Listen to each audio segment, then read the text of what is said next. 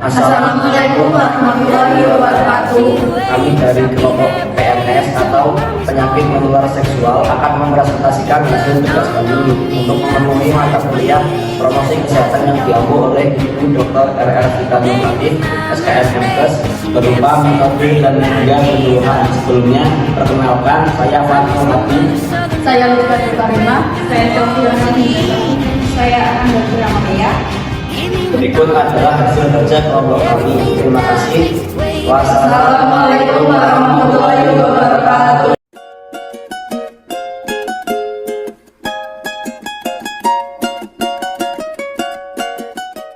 Masuk poin pertama, ada pengertian PMS. Apa itu PMS? PMS atau penyakit menular seksual adalah penyakit atau infeksi yang umumnya ditularkan melalui hubungan seks yang tidak aman. Penyebarannya bisa melalui darah, sperma, cairan vagina, atau cairan tubuh lainnya. Penyakit ini dapat melumpuhkan semua kemampuan daya tahan tubuh terhadap berbagai bakteri, protozoa, jamur, dan virus lainnya. Selanjutnya ada penularan PMS. Penularan PMS sendiri dapat ditularkan melalui yang pertama melalui sentuhan, yang kedua melalui jarum suntikan, yang ketiga ada penggunaan narkoba, lalu yang keempat ada transfusi darah yang terinfeksi, lalu yang kelima ada orang yang suka berganti pasangan seksual. Selanjutnya ada jenis, gejala, dan diagnosis PMS. Untuk jenis PMS sendiri, yang pertama ada sifilis, di mana sifilis merupakan penyakit seksual yang disebabkan oleh infeksi bakteri Treponema pallidum. Dengan gejala, munculnya luka pada alat kelamin atau mulut.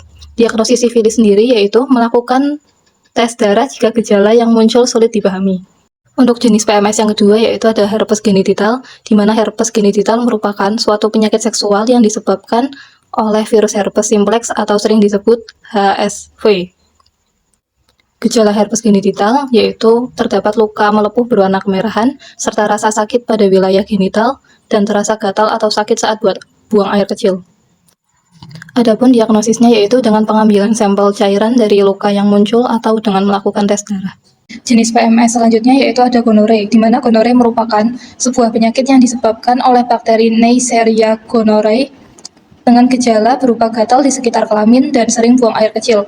Untuk diagnosisnya sendiri yaitu dapat dilakukan dengan pengambilan sampel cairan dari bagian yang terinfeksi. Dapat juga dilakukan dengan tes urin. Selanjutnya ada dampak PMS.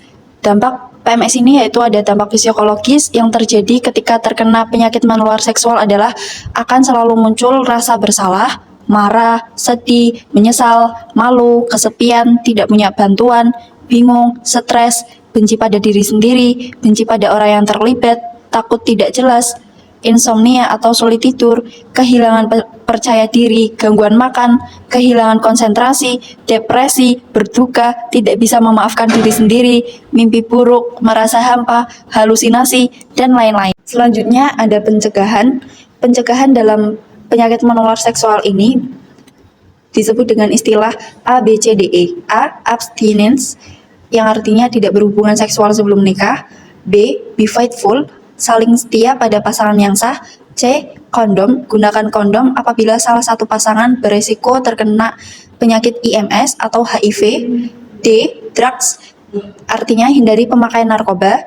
E. Equipment, artinya mintalah peralatan kesehatan yang steril dan screening transfusi darah. Kesimpulannya adalah PMS adalah infeksi yang ditularkan dari satu orang ke orang lain saat berhubungan badan.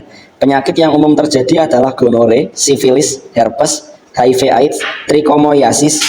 Tempat terjangkitnya PMS dapat terjadi di berbagai tempat di luar alat kelamin.